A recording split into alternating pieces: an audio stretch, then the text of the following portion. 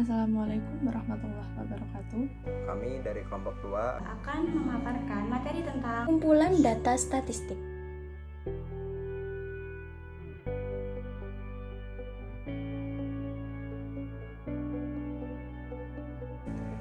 Yang pertama, pengertian pengumpulan data. Pengumpulan data adalah prosedur yang sistematis dan standar untuk memperoleh data yang diperlukan. Selalu ada hubungan antara metode pengumpulan data dengan masalah yang ingin dipecahkan. Masalah memberi arah dan mempengaruhi metode pengumpulan data. Prosedur ini sangat penting supaya data yang akan didapatkan dalam sebuah penelitian berbentuk data yang utuh, sehingga dapat menghasilkan kesimpulan yang valid. Pengumpulan data juga dapat diartikan sebagai langkah strategis dalam penelitian, baik itu bisnis, pemasaran, humaniora, ilmu fisika, ilmu sosial, atau bidang studi dan disiplin lainnya. Data memainkan peran yang sangat penting yang berfungsi sebagai titik awal masing-masing. Selanjutnya, tujuan pengumpulan data. Tujuan dari pengumpulan data ini ditunjukkan sebagai kegiatan untuk menggali fenomena, informasi, data lapangan ataupun objek penelitian sebagai dasar empiris dalam analisis data dan penarik kesimpulan penelitian. Dalam analisis seringkali digunakan pembagian atau data variabel menjadi dua kelompok, yaitu data kualitatif dan data kuantitatif. Data kualitatif, apa sih data kualitatif itu? Menurut Sugiono, data kualitatif adalah data yang dinyatakan dalam bentuk kata, kalimat, dan gambar. Pendapat lain menyebutkan bahwa data kualitatif merupakan data yang disajikan dalam bentuk kata verbal, bukan dalam bentuk angka. Data yang kedua yaitu data kuantitatif, merupakan jenis data yang dapat diukur atau dihitung secara langsung, yang berupa informasi atau penjelas yang dinyatakan dengan bilangan atau berbentuk angka. Data kuantitatif yang dikelompokkan berdasarkan proses atau cara mendapatkannya terbagi menjadi dua, yaitu data discrete dan data continuum. Data discrete adalah data yang diperoleh dengan cara menghitung, sedangkan data continuum adalah data yang didapatkan dari hasil pengukuran. Jika data kuantitatif dikelompokkan berdasarkan pada tipe skala pengukuran yang digunakan, maka terbagi menjadi 4. Yang pertama, data nominal, data ordinal, data interval, dan data rasio. Data nominal merupakan data yang didapat dengan mengelompokkan objek berdasarkan kategori tertentu. Yang kedua, data ordinal merupakan data yang disusun secara berjenjang untuk menunjukkan tingkat atau urutan data. Yang ketiga, yaitu data interval, yang merupakan data yang memiliki sifat data nominal dan data ordinal. Dan yang terakhir, data rasio merupakan data yang memiliki sifat data nominal, data ordinal, dan data interval. Jadi, prinsip pengumpulan data itu merupakan tahap awal yang sangat penting dalam pengumpulan data. Tahap ini dikatakan penting karena dari data yang diperoleh nantinya akan dipergunakan dalam tahap selanjutnya. Data statistik ini diharapkan dapat dipercaya dan terbukti kebenarannya. Oleh karena itu, sebagaimana yang disampaikan oleh Sujono, bahwa pada proses pengumpulan data tetap berpedoman pada prinsip-prinsip pengumpulan data yang melingkupi yang pertama, lengkapnya data tersebut. Yang kedua, mempertimbangkan data yang ada, serta yang ketiga, data tersebut dapat diuji kebenarannya. Apa sih lengkapnya data itu? Lengkapnya data itu merupakan data pengumpulan statistik harus dapat menghimpun data secara lengkap dan sebanyak-banyaknya. Data yang belum tentu menjelaskan cukup lengkap.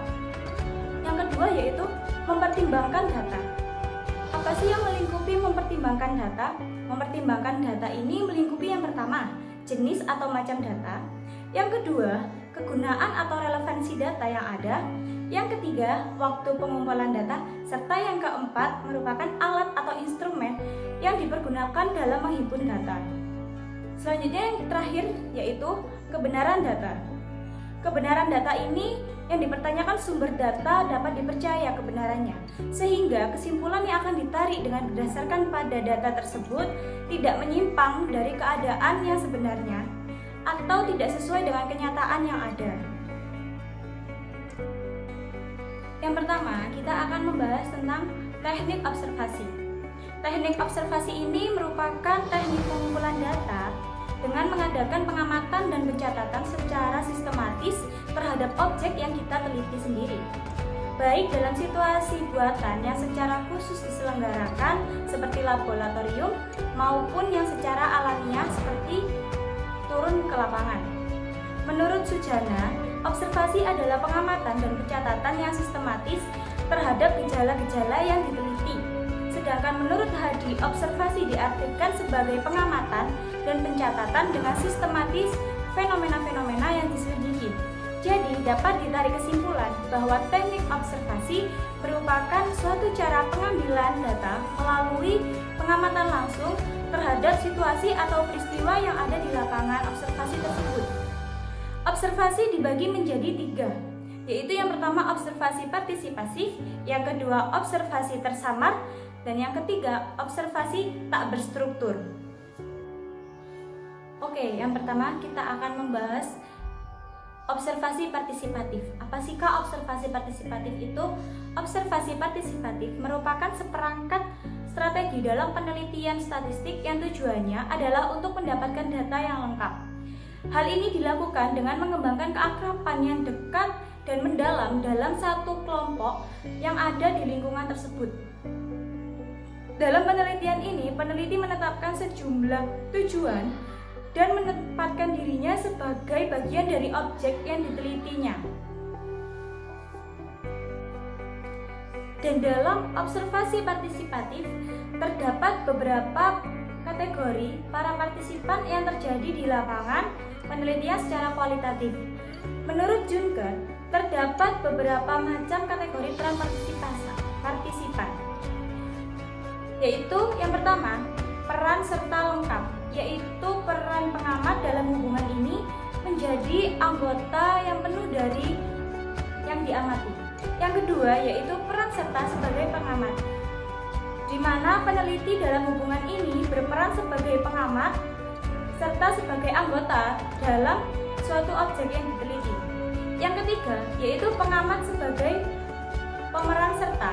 Dalam hubungan ini, peneliti sebagai pengamat ikut melakukan apa yang dilakukan oleh narasumbernya. Yang keempat, yaitu pengamat penuh. Dalam hal ini, kedudukan pengamat dan yang diamati terpisah. Dalam hubungan ini, kedudukan pengamat dan yang diamati merupakan informasi diteruskan satu arah saja, sehingga subjek tidak merasa diamati secara langsung. Selanjutnya yaitu yang kedua, observasi tersamar atau terus terang. Jadi yang kedua dari observasi yaitu observasi tersamar atau terus terang. Ketika observasi, peneliti dalam pengumpulan data menyatakan terus terang kepada sumber data atau narasumber bahwa peneliti sedang melakukan observasi di lingkungan tersebut. Pada tipe ini semua orang atau semua proses yang dilakukan oleh peneliti diketahui semuanya oleh orang yang akan diteliti. Tapi dalam suatu saat peneliti tidak terus terang atau tersamar dalam penelitian. Hal ini untuk menghindari kalau suatu data yang dilakukan dengan terus terang, maka peneliti tidak akan diizinkan untuk melakukan observasi di lingkungan atau di wilayah tersebut. Jadi yang terakhir adalah observasi tak berstruktur, di mana observasi ini pengamat tidak memiliki struktur yang sistematis sehingga hanya menggunakan sistem-sistem rambu-rambu peringatan. Menurut Spradley, mengatakan dalam penelitian kualitatif memiliki tahapan data objek yang akan diobservasi, yang melingkupi objek tersebut yaitu yang pertama ruang atau tempat, yang kedua pelaku, serta yang ketiga yaitu kegiatan. Dari ketiga objek tersebut dapat dikembangkan lagi menjadi beberapa item pokok, yaitu yang pertama, ruang dalam aspek fisiknya. Pelaku yaitu semua orang yang terlibat dalam situasi tersebut. Kegiatan yaitu apa yang dilakukan dalam situasi penelitian tersebut. Objek yaitu benda-benda yang terdapat dalam lingkungan tersebut.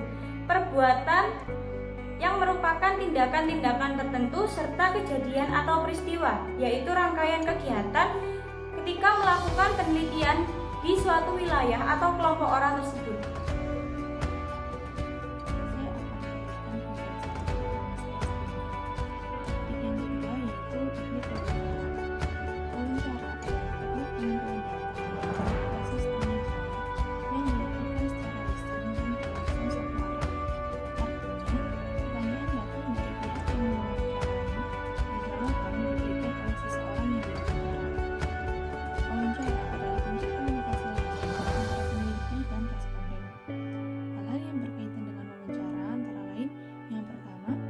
Macam-macam wawancara.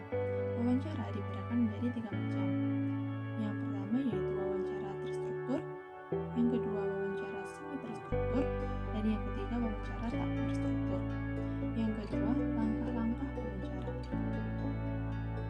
Penggunaan wawancara untuk mengumpulkan data dalam penelitian kualitatif. Langkah-langkahnya sebagai berikut. Yang pertama, menetapkan kepada siapa wawancara itu akan dilakukan. Menyimpan pokok-pokok masalah yang akan menjadi bahan pembicaraan, mengawali atau membuka alur wawancara, mengkonfirmasi besar hasil wawancara dan mengakhirinya, menuliskan hasil wawancara kepada pengalaman, dan yang terakhir yaitu mengidentifikasikan tindak lanjut hasil wawancara yang dilakukan. Kemudian yang ketiga yaitu isi wawancara. Wawancara berisi yang pertama pengalaman dan perbuatan responden.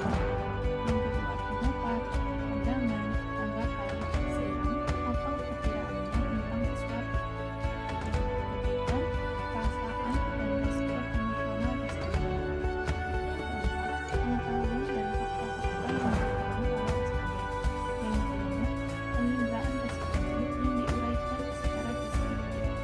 Yang keenam, yaitu latar belakang pendidikan responden, pekerjaan, daerah asal, tempat tinggal, keluarga, dan sebagainya. Kemudian yang keempat, yaitu alat-alat wawancara. Antara lain yang pertama buku catatan, yang kedua tape recorder, dan yang ketiga kamera. Kemudian teknik selanjutnya yaitu teknik kuesioner atau angket. Kuesioner atau angket ini adalah sejumlah pertanyaan tertulis yang digunakan untuk memperoleh informasi dari responden dalam laporan tentang pribadi atau hal-hal yang ia ketahui. Berdasarkan cara menyusun pertanyaan, teknik kuesioner ini dibagi menjadi 2. Yang pertama yaitu kuesioner terbuka. Kuesioner terbuka ini yaitu suatu kuesioner di mana pertanyaan-pertanyaan yang dituliskan tidak disediakan jawaban pilihan, sehingga responden dapat bebas untuk menjawabnya sesuai dengan pendapat.